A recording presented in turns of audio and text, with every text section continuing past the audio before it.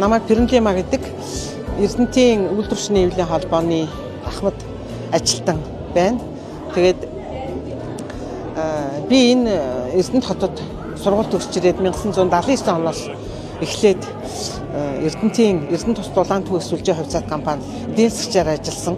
Тэгээд 81 оноос эхлэн энэ үйлдвэрчинтэй одоо би холбогдсон. 81 оноос эхлэн 1981 оноос эхлэн байгууллагынхаа үйлдвэрчний хэвлэлийн холбооны хорооны үйлдвэр олон түмний комиссийн даргаас эхлээд 1991 оноос эхлэн үйлдвэрчний хэвлэлийн хорооны орон тооны бус даргаар 2018 оны хүртэл ажилласан.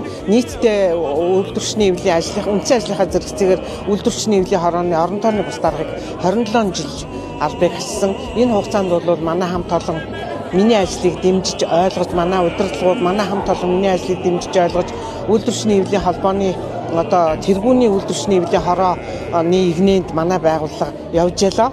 Тэгээд энэ үйлдвэрчний хэвлэлийн хорооныхоо ажлыг ийм өндөр зэрэгт авч явсан энэ бол манай үе үеийн одоо үйлдвэрчний хэвлэлийн хорооны тэргүүлэгчид үйлдвэрчний хэвлэлийн хороог ойлгож тусалж дэмжиж байсан үе үеийн удирдлагуудтай салшгүй холбоотой гэж ингэж бодож байна. Ер нь тэр үед чинь бол аймгийн үйлдвэрчний хэвлэлийн холбоо гэдэг чинь бол ер нь бас том байгууллага байсан шүү дээ.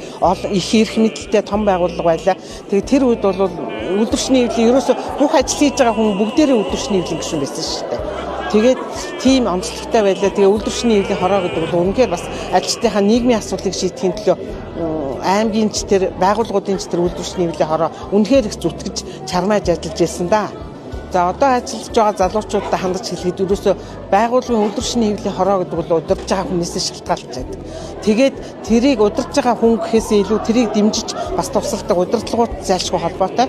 Тэгэхээр ер нь залуучууд бол хоорондоо сайхан ив нэгдэлтэй коллективтэй хамт олон байх юм бол үйлдвэрчний хэвлэлийн ажил бол сайхан ажиллаа.